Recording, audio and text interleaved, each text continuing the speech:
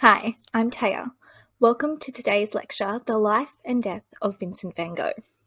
I'm sure most of you know the name Vincent van Gogh or will recognise the globally famed artwork, The Starry Night, but there is much more to the artist's story than one may see at first glance. Vincent van Gogh was a Dutch post-impressionist painter whom received fame after his tragic death in 1890, when he became not only one of the most famous, but one of the most influential artists in all of Western art history to this day. In a decade, the artist created 2,100 artworks, most of which date within the last 2 years of his life. His artworks include landscape, still life, portraits, and self-portraits, and are characterized by bold colors with dramatic, impulsive, and expressive brushwork. After his death, these artworks heavily contributed to the foundations of modern art. It is common knowledge that Van Gogh was not commercially successful during his lifetime, and it's often suggested that the artist's severe struggle with depression and poverty were to blame. So let's get a bit more in-depth into the life of one of our most famed artists. Van Gogh was born on the 30th of March 1853 in a predominantly Catholic province of the Netherlands. He was the oldest surviving child of Theodore and Anna. His mother came from a prosperous family in The Hague, and his family was the youngest son of a minister. His mum was rigid and religious, emphasizing the importance of family. Many family members and friends called this emphasis claustrophobic. His father's salary was modest, but the church supplied a house, maid, 2 cooks, a gardener, carriage and horse, and his mother instilled a duty to uphold the family's high social position. It is said Vincent was a serious and thoughtful child and was taught at home by his mother before being sent to school at the village in 1860 and boarding school in 1864, where he felt abandoned, coming home shortly after. His interest in art began at a young age and was encouraged by his mother. He was taught at middle school in Tilburg by a French artist whose philosophy was to reject techniques in favor of capturing impressions of nature and common objects. Unfortunately, Van Gogh's unhappiness at school overshadowed these lessons, and they had little effect on his early life. He wrote later in life that his childhood was austere, cold, and sterile. In 1869, Van Gogh's uncle got him a position at the art dealers Goupil in The Hague, where, after his training, he was transferred to the London branch. This was a happy time for the artist, as his work was successful and he was actually earning more than his father at just the age of 20. He became infatuated with his landlady's daughter, Eugene Loya, but she did not return his feelings. It didn't help she was secretly engaged to a former lodger. This caused him to become more isolated and religiously fervent. He returned to London in 1876, where he did unpaid work from a small boarding school in Ramsgate, and when the proprietor moved to Isleworth, Van Gogh followed. Soon the arrangement failed, and the artist left to become a Methodist minister's assistant. When he returned home for a few months, he spent his time doodling and translating Bible verses into English, French, and German. He became increasingly religious and very frugal, to the point of avoiding meat. His family sent him to live with his uncle in Amsterdam in 1877 to support his desire to become a pastor, where he would prepare for his theology entrance exam at the University of Amsterdam. He failed the exam and another course he took at a Protestant missionary school in Laeken, near Brussels. By 1879, he was a missionary, and he gave up his comfortable lodgings to a homeless man and moved to a small hut to show his support for his impoverished congregation. This led to him sleeping on straw. The church authorities actually dismissed him for this, though, as they believed it undermined the dignity of the priesthood. He then walked 75 kilometers to Brussels before returning home to his parents. When the artist left his parents' home the next March, his father was frustrated and believed he should be committed to the, quote, lunatic asylum.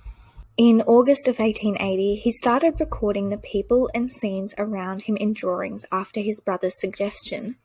He then travelled to study with William Rollins, who persuaded him to attend art school. He studied anatomy and the standard rules of modelling and perspective. After a visit in 1881, Van Gogh declared his love for his widowed cousin and proposed marriage, to which she refused with the words, "No, nay, never." Then he went to The Hague, where he met his second cousin, who was the artist Vincent wanted to be. Mauve invited him to return in a few months and suggested he spent the intervening time working in charcoal and pastels. Van Gogh returned home and followed the advice. He went to Amsterdam to try and see his cousin, and when her parents denied, he placed his hand over a flame, writing that, "Let me see her for as long as I can keep my hand in the flame." But the artist is said not to recall the event well and assumes his uncle blew out the flame.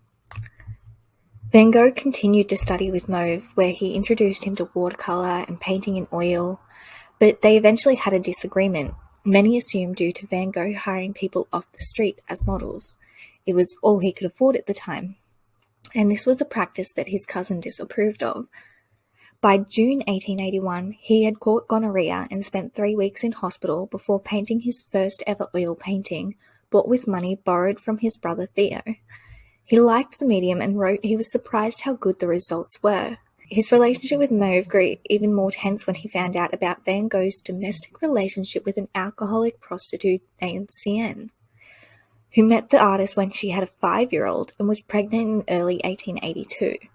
When his father found out, he persuaded the artist to abandon the family, which he did in late 1883. He then moved in with his parents, likely due to loneliness.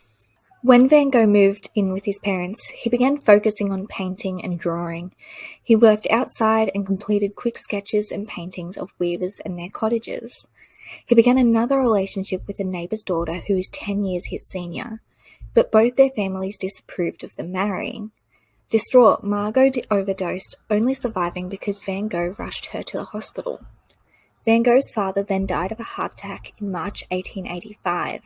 During this time, his paintings were very sombre, with earth tones and none of the vivid colours seen in his later works. He painted several groups of still lifes in 1885, numerous drawings and watercolours, and nearly 200 oil paintings. Theo asked him if he wanted to exhibit works when an art dealer from Paris showed interest in them, and he responded with his first major work, The Potato Eaters, and a series of peasant character studies which were the culmination of several years of work. His works were exhibited in the shop window of an art dealer in The Hague in August of that year. He complained that Theo wasn't trying hard enough to sell his works, and his brother argued that the works were too dark and not in keeping with the bright style of Impressionism. In September of 1885, a young peasant that sat for him became pregnant, and accused the artist of forcing himself on her. In response, the village priest forbade parishioners from modelling for him. He moved to Antwerp, where he rented a room above a paint dealer's shop, where he lived in poverty and ate very poorly. His diet mostly consisted of bread, coffee, and tobacco.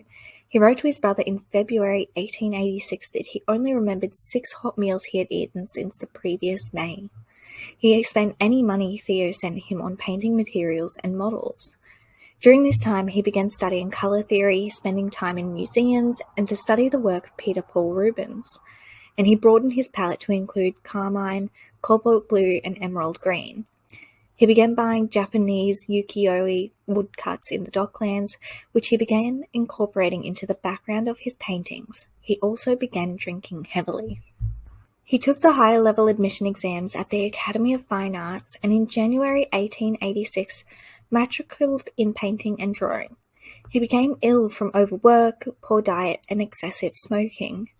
After coming back for classes, he got into trouble with the director of the academy because of his unconventional painting style, and with the painting teacher. He conflicted with another teacher after the artist did not comply with his requirement that the drawings express the contour and concentrate on the line. When tasked with drawing Venus of Milo, he produced a limbless, naked torso of a Flemish peasant woman, and the teacher made corrections so vigorously that he tore the paper with his crayon. This sent Van Gogh into a violent rage, where he shouted, "You clearly do not know what a young woman is like, God damn it. A woman must have hips, buttocks, a pelvis in which she can carry a baby." It is said this was the last class he attended. There is a story that Van Gogh was expelled, but the fact that he, alongside 17 other students, were forced to repeat that year suggests otherwise. He moved to Paris in 1886, where he painted portraits of friends and acquaintances, still life paintings, views and scenes of Montmartre and along the Seine. He became interested in Japanese ukiyo-e woodblock prints, using them to decorate his studio. He ended up collecting hundreds while he lived in Paris. After seeing a portrait of Adolphe Monticelli, Van Gogh adopted a brighter palette and a bolder attack. He even collaborated with Theo on publishing a book on Monticelli's paintings, and he bought some to add to his collection. When he moved to a northwestern suburb of Paris, Van Gogh got to know Paul Signac. He began adopting elements of pointillism, a style that stresses the ability of contemporary colours to form vibrant contrasts. In 1888, the artist found refuge in Arles after suffering from smoker's cough and an illness from drinking. He began to think about starting his own art colony. At Arles, he found companionship in a Danish artist, and it became one of the artist's most prolific periods. He completed 200 paintings and more than 100 drawings and watercolours. He said he was enchanted by the local countryside and light. His paintings were rich in yellow, ultramarine, and mauve during this period. The paintings he made including wheat fields, harvests, and general rural landmarks. In May 1888, he moved into the famous Yellow House, having befriended the proprietors. He had to furnish it before moving in, but he was able to use the space as a studio. He wanted a gallery to display his work and started a series of paintings all intended for the decoration of Yellow House. They included Van Gogh's chair, bedroom in Arles, Café Terrace at Night, Starry Night over the Rhone, still life vase with 12 sunflowers. A month later, he gave lessons to Paul-Eugène Millier and painted boats on the sea and the village. He was then introduced to Eugène Bosch, a Belgian painter who sometimes stayed in Fontville. Gauguin agreed to visit Van Gogh in 1888, and the artist hoped this would help create both friendship and the realization of his artist colony. He prepared for his stay by buying 2 beds, and he began working on the decoration for the Yellow House, which is quite possibly the most ambitious activity he ever undertook. He completed Van Gogh's chair and Gauguin's chair. Gauguin arrived in late October, and in November the pair began painting together. Gauguin painted Van Gogh in The Painter of Sunflowers, while Van Gogh followed his suggestion to paint from memory. The only painting Gauguin completed during this period was his portrait of Van Gogh. Their friendship began to deteriorate by the end of 1888 because Van Gogh admired Gauguin but wanted to be treated as an equal, while Gauguin was arrogant and domineering, which frustrated Van Gogh. This led to frequent fighting as well as an increasing fear that Gauguin would abandon Van Gogh. We don't know the exact events that led to the mutilation of Van Gogh's ear.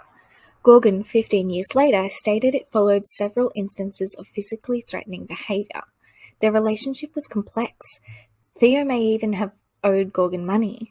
Gauguin recalled the other artist rushed towards him when he tried to go for a walk with an open razor, but this account is uncorroborated. We do know, however, that Gauguin did not return home that night. It is hypothesized that Van Gogh found out Gauguin planned to leave. On December 23, Van Gogh returned home where he seemingly began hearing voices, leading him to partly sever his left ear with a razor, causing severe bleeding. After bandaging the wound, it is said that he wrapped the ear in paper and delivered it to the woman at a brothel he frequented. The next morning, after being found unconscious, he was taken to the hospital. It was suggested that the artist may have suffered an acute mental breakdown, as he had no recollection of the previous night's events. The diagnosis from the hospital was acute mania with generalized delirium, and police ordered he be placed in hospital care. Gauguin fled Arles, telling police to be kind enough, Monsieur, to waken this man with great care, and if he asks for me, tell him I have left for Paris. The sight of me might prove fatal for him. They never saw each other again, despite continued correspondence. Van Gogh entered the asylum in May 1889, accompanied by his caregiver, a Protestant clergyman. The asylum, a former monastery, was run by a former naval doctor. The artist began painting the clinic and its gardens, then being the subject of many studies including Vestibule of the Asylum and St. Remy, September 1889, and its gardens. He was allowed supervised walks where he painted the cypresses and olive trees, including Valley with Ploughmen seen from above, Cypresses 1889, Cornfield with cypresses, Country Road in Providence by night. You can begin to see the swirls we know from Starry Night. He relapsed in April of 1890, and all he could bring himself to do was paint and draw a little, no writing. He later wrote to Theo about this time, saying he had made a few small paintings from memories of the north. These included two peasant women digging in a snow-covered field at sunset. Some believe that this period was the only time that Van Gogh's illness had a significant effect on his work. Many believe these paintings formed the nucleus of his later works too. He requested his mother and brother send him some of his old work so he could work from his old sketches.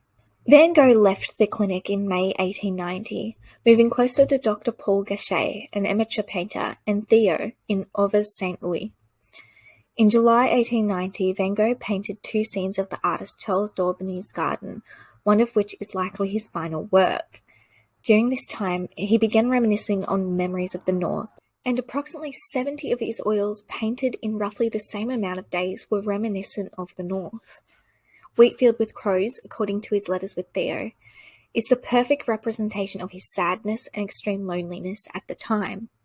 He quotes, "The canvas will tell you what I cannot say in words. That is, how healthy and invigorating I find the countryside." A quick trigger warning that this will have mentions of suicide and potential murder. On July 27, 1890, Van Gogh is believed to have shot himself at age 37. It is widely agreed that he shot himself in the chest with a 7mm pin-fire revolver. There were no witnesses, and he died 30 hours after the incident occurred. It was suspected that the shooting occurred in the wheat field in which he would often spend his days painting, or in a local barn.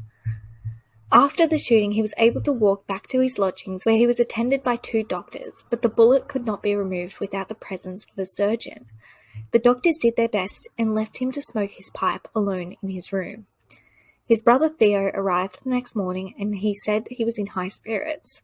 Despite this, his health began to diminish within hours, as he suffered from an untreated infection.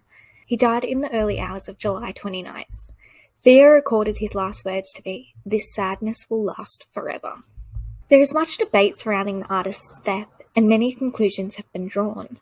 These conclusions deal with both his mental state during his lifetime as well as his death. It was first suggested he may have had bipolar disorder in 1947, and this hypothesis has been supported by many others. Another diagnosis that had traction has been temporal lobe epilepsy. However, no matter what the diagnosis was, it was likely worsened by malnutrition, overwork, insomnia, and alcohol. There is a lot to discuss regarding the murder conspiracy surrounding his death. If that's something you guys want, I will make an in-depth lecture on it, as it's too much to put in this lecture. Let's look at some of his notable works. Van Gogh's style is very heavily linked to the different periods of his life and places he lived across Europe.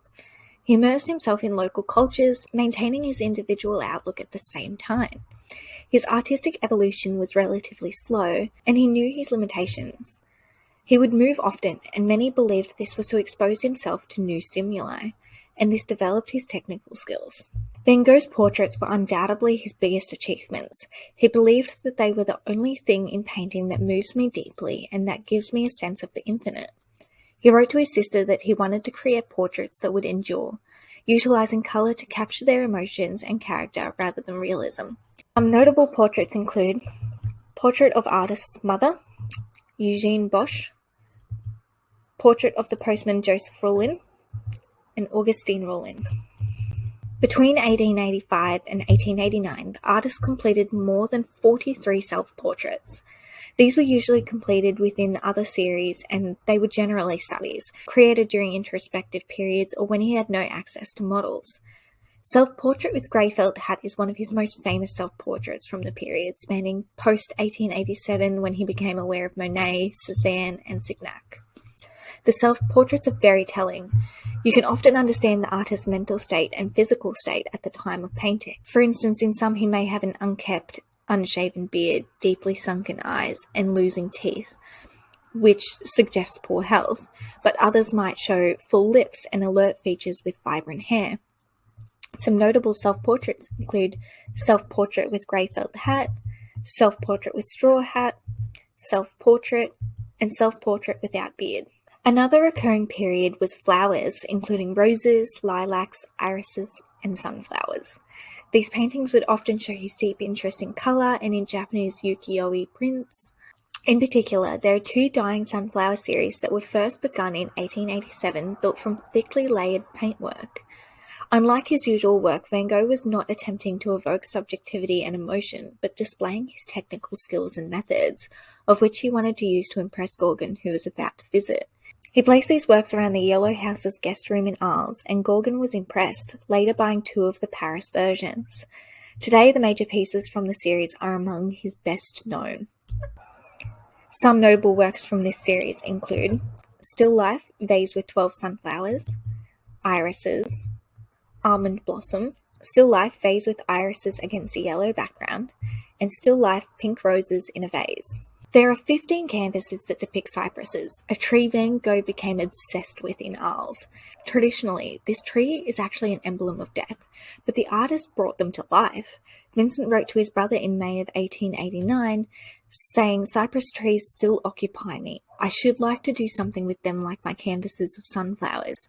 They are beautiful in line and proportion, like an Egyptian obelisk." Notable works with cypress tree include, of course, Starry Night, Cypresses and Coup Women, Wheatfield with Cypresses, and Cypresses 1889. The Flowering Orchards are 14 optimistic paintings that are visually expressive and bursting with springtime joy. They are sensitive and unpopulated, swiftly painted in a way that shows his strong personal style that had developed. During spring at Arles, he found a world of motifs that could not have been more Japanese, and by April 1888 he had 10 orchards and one big painting of a cherry tree. These works allowed Van Gogh to master painting light and shadow. Notable works of orchards include Pink Peach Tree in Blossom, The Pink Orchard, Orchard in Blossom, and View of Arles Flowering Orchards. The final theme within the artist's works are wheatfields and other rural landscapes. The Wheatfield series is the culmination of works painting from the view out his window at the asylum in St. Remy. While many of these paintings are sombre, they reflect a desire and optimism of returning to lucid mental health. However, closer to his death, you can view a deepening concern for his health. In 1890, he wrote that he had become absorbed in the immense pain against the hills, boundless as the sea, delicate and yellow. In particular, Wheatfield with Crow depicts the artist's mental state nearing his death, doom-filled and threatening. Notable works of Wheatfields include Enclosed Wheatfield with Rising Sun, Enclosed Wheatfield in the Rain, and Wheatfields at Overs with White House. Van Gogh is one of the greatest painters of all time, despite the majority of his famed works being from the last 3 years of his life. His works had a powerful influence on the development of modern painting, including Fauvism and German Expressionism. Despite his lack of success during his lifetime, Van Gogh was sustained by his faith and the communication of his loving brother Theo, who wholeheartedly believed in him to his last day. While his name only began to draw attention in the early 20th century, it is yet to cease growing in relevance and influence. The idea of a struggling genius whose unorthodox talent was largely unrecognized or rejected during his lifetime has become the modern concept of the artist, thanks to Vincent Van Gogh. His work is appreciated by a diverse audience with record-breaking attendance at exhibitions of his work and the popularity of commercial items featuring his imagery. The continued debates regarding his death and the ear incident continue to draw attention to his story, allowing us to consistently reconstruct the facts we know of his life. Van Gogh was an extraordinary artist, and I am glad his work continues to endure and expand within our art history lens.